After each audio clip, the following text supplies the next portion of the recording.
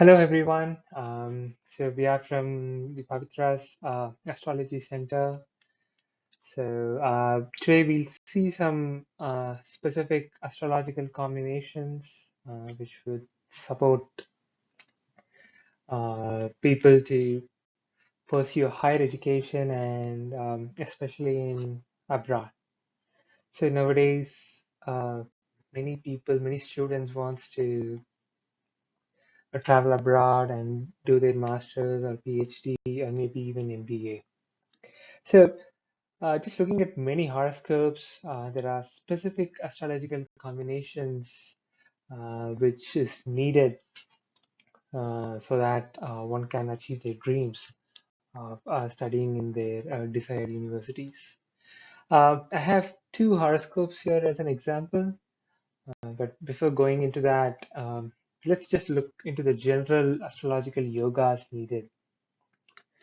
So, the first and foremost criteria is in any horoscopes for any of these yogas to work is a strong Lagna Lord. So that is needed. A strong Lagna Lord makes sure that we can achieve everything what is destined for us in our horoscope. So the higher education is denoted by the ninth house. It is essentially nine houses from the Lagna, and the ninth Lord has to be very strong in one person's horoscope.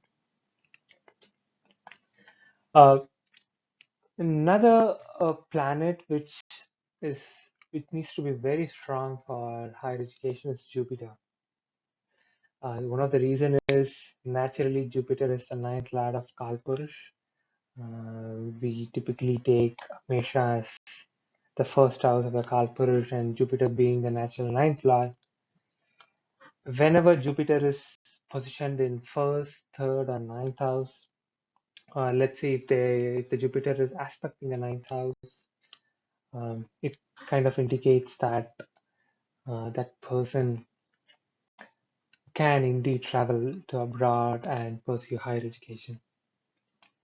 So, a person may be having several yogas in their horoscope, but in order for those yogas to work, the most important thing that's needed is the Dasa Bhukti. So, looking at some of the horoscopes, the main Dasa needed for doing higher education is either Mercury or Jupiter or Rahu Ketu Dasa.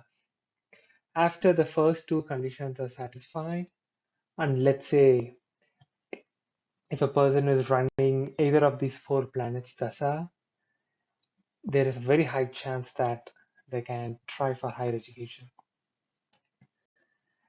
On top of that, one has to also have these planets running dashas in the nakshatra of either Ketu, Rahu, or the planets in the ninth house. In addition to these combinations, there are few other combinations, but these are the most strong indicators that one would pursue higher education, especially in abroad. So let's just look into the astrological examples. The first horoscope, a person is born with Scorpio ascendant.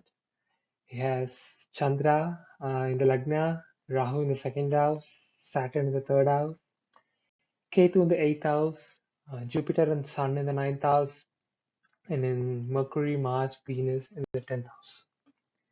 So just looking at the Lagna Lord, the Lagna Lord is placed in the 10th house. For any Scorpio ascendants, Mars being in 10th house is an excellent placement. Mars likes to be in Leo mainly for two reasons.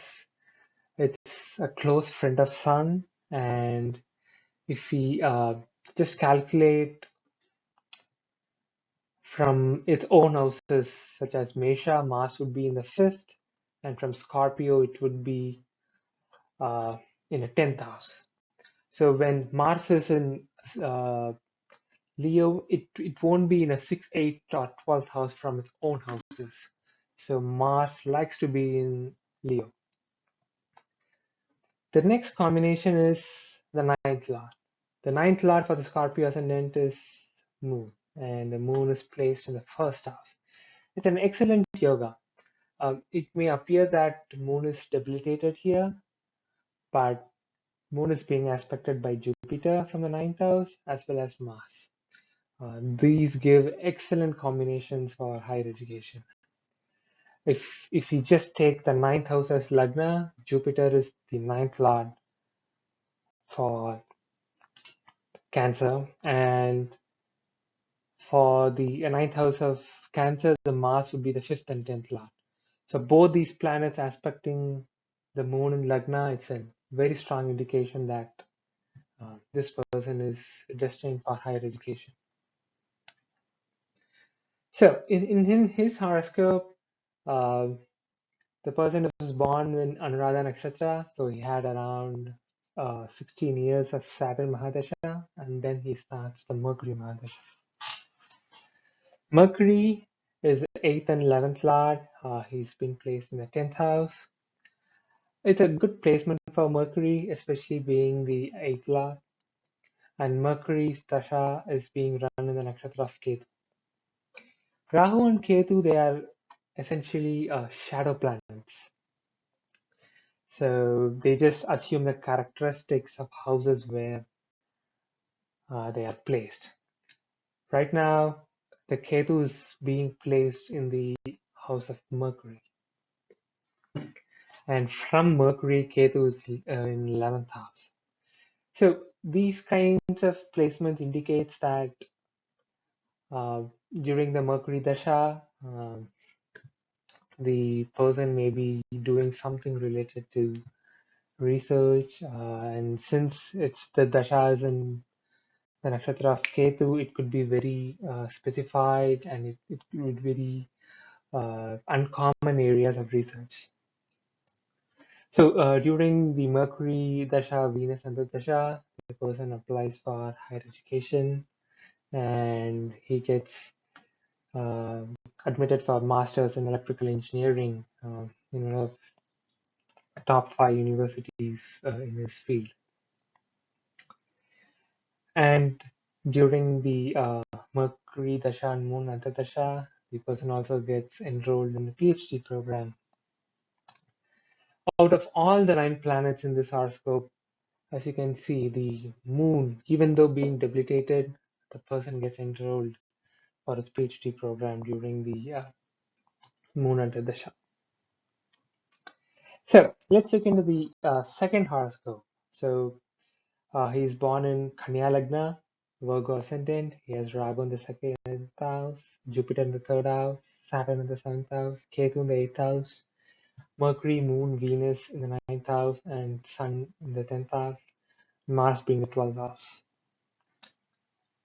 So just like the first horoscope, the second horoscope has very strong yogas for higher education. As you can see, the ninth lord Venus is in the ninth house along with the Lagna lord. It's an excellent combination. And for the Lagna, you have this Dharma Karma Adhipati Yoga where both the ninth and tenth lord conjoins. And on top of that, Jupiter is placed in third house and it is strongly aspecting the ninth house. So these indicate a very strong yoga for higher education. And if you just take the ninth house as the ascendant, the Raja Yogadipati is Saturn, and the Saturn is also well positioned in the 11th house. It is also aspecting the Mercury and Venus. So these are all some excellent combinations for higher education. And this person, he traveled abroad during Rahu Dasha and Sun Antardasha for his master's by research in molecular biology. In fact, he actually applied for his master's program during the Antardasha of Venus and all got the admission during the Venus Antardasha. Sun being the 12th lord, being strongly placed in the 10th house, resulted in traveling abroad. Just coincidentally, Rahu is also in his own nakshatra of Rahu, and Sun is also in the nakshatra of Rahu. Rahu is sitting in the house of Venus, and Venus being in its own house denotes that Rahu is strongly placed. So, friends, these are some combinations and yogas which would enable persons trying for higher education to succeed. And there are various other combinations in yogas which everyone could, which would also allow us to travel abroad and do masters. I've also seen people with traveling through during the moon dashas, moon especially being the planet of travel.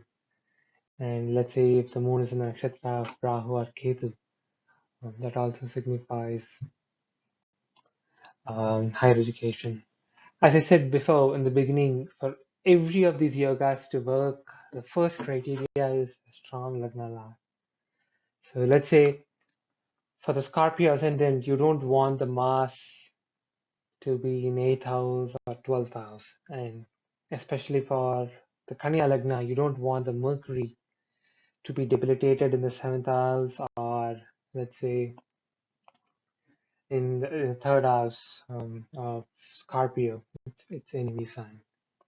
So there could be many people having Jupiter in either first, third, or ninth house, and let's say they won't be doing any higher studies.